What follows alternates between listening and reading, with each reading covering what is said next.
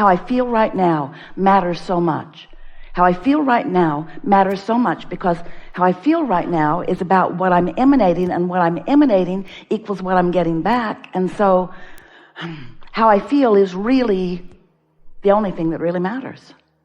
How you feel in any moment in time is the only thing that really matters. Most humans don't know they have control over that, because most humans, we love you so much, you are conditional in your now. The way you feel right now has so much to do with conditions that you are living, that you are comparing one to another, that you are remembering, that you are regurgitating, that you are emphasizing, sometimes unnecessarily, that you are exaggerating. You exaggerate things to make points with others who don't get it. That's the thing that trips you up the most, you know. You're so determined that you're going to get somebody else to see from your point of view that you talk really a lot about what your point of view is, even if it doesn't serve you.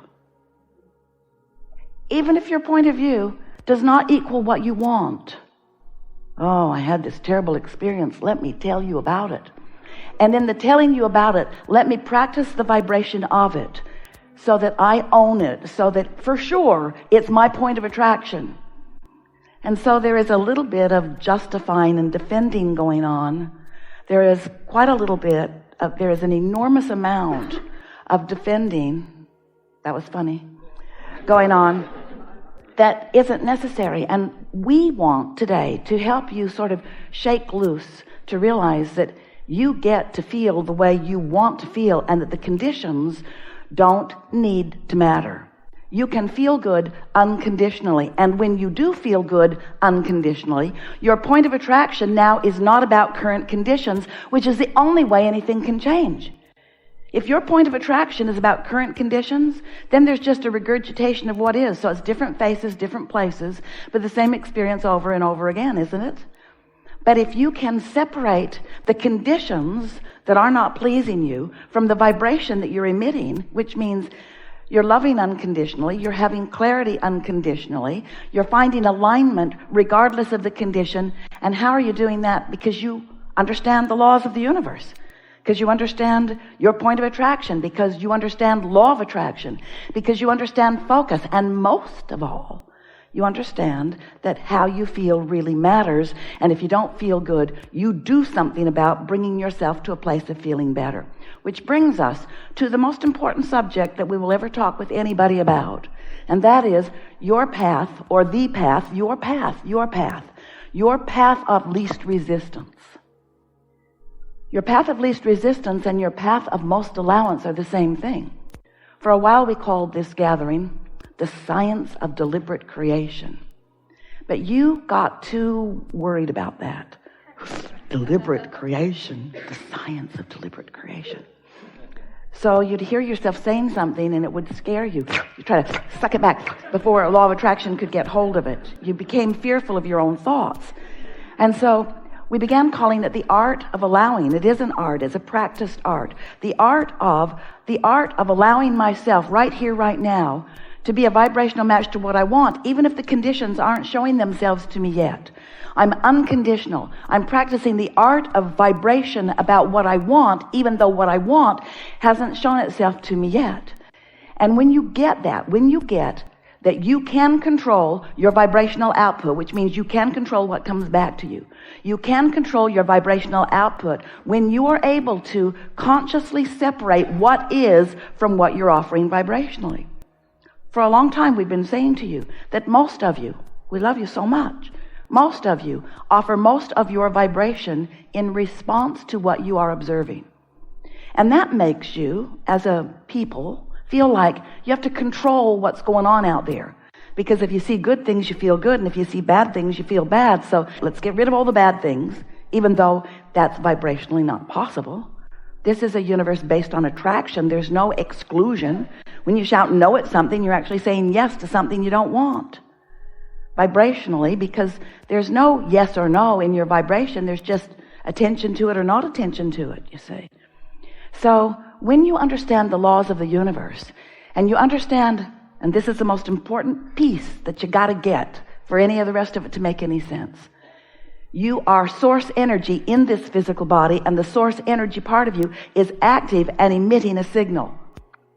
In other words, your soul is with you all day, every day. That source energy part of you is emitting a signal that law of attraction is responding to. So when life caused you to say, I don't like not having enough money, I want more money, the source part of you began emitting a signal about more money. So every time you notice you don't have enough, since source is noticing that there is plenty, there's a discord within you that you feel in the form of negative emotion. Everything is like that. Your inner being has an opinion about everything that you have an opinion about. And law of attraction is responding to both of those vibrational focal points.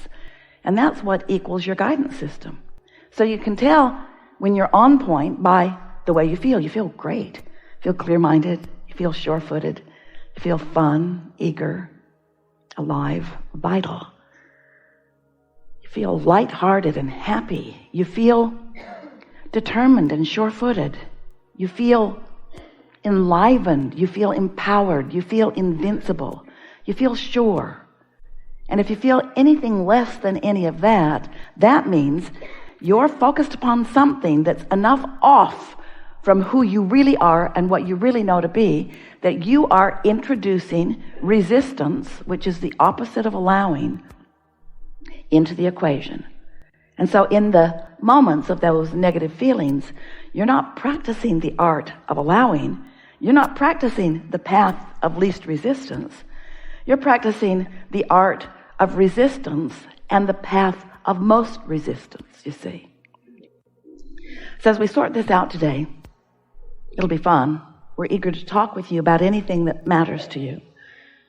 Nothing is off limits. You will notice a perfect unfolding as we are playing together. And you'll also notice that sometimes someone who's sitting here will represent something that matters to you, and the dialogue that we will have will be just what you're looking for. So whether you actually sit in this seat and visit with us or not, it is our promise to you that we know where you are. We know what you want. We know what you have created vibrationally. We know that the life that you have lived has caused an expansion of you. And we know that the way you feel is about how well you are in any given moment in time, keeping up with that expansion. And so our job here today is to help you get hold of a piece of a thought that softens your resistance and helps you to find the path of least resistance. That's what any friend does for any friend. Amplifies the allowing part of the equation, which means no pointing out problems, no really being a sounding board for problems, just getting as quickly as possible to the point of what you want, and then finding the path for you of least resistance. And that's the most interesting thing about life, isn't it? Your path of least resistance isn't necessarily like anyone else's, and it isn't necessarily like your own was just a minute ago. In other words, the path of least resistance is about from where you are right here, right now, to where you want to be. And where you are right here, right now, changes. For example, let's say that you are employed and you are not happily employed. You don't like going there. You don't like being there. You don't like doing what you have to do while you are there. So it doesn't feel like the path of least resistance for you. So you've come to one of these gatherings and you've heard Abraham say, it's important to follow your path of least resistance. And you say, okay, I don't like being there, so I'm not going to go there anymore. And we say, well, let's talk about this before you turn in your resignation. Let's talk about if it really is the path of least resistance. In other words, we know you don't want to be there. You've just told us that you don't want to be there. But we also know that you have some financial responsibilities and some people that you are tending to, maybe financially. And so just quitting that job, is it really the path of least resistance? And by that we mean, would you feel better or worse by doing that? Well, in a abrupt moment, you might say, better, way better. I'd feel way, way better, way, way better. But you might have quitter's remorse because it really isn't the path of least resistance from where you are right now. Long term it is. Long term, you might say, I'm not always going to be here. That's the path of least resistance. Long term, you might say, this is temporary for me. That's the path of least resistance. But if you say, I'm leaving here today, and you don't have anything else figured out, that's not the path of least resistance. So what happens with so many humans is that they are trying to figure out what behavior is right and what behavior is wrong. And we say, it sort of kind of depends on where you are, doesn't it? In relationship to where you want to be. Aren't there a lot of factors that equal whether this is the path of least resistance or a path of more resistance? And really, can anybody else in the whole wide world tell you what your path of least resistance is? They can't, can they? They don't know what you've been living. They don't know what you've carved out. They don't know what you didn't like and what you did like and what you've created in this vibrational reality, which is where your inner being stands.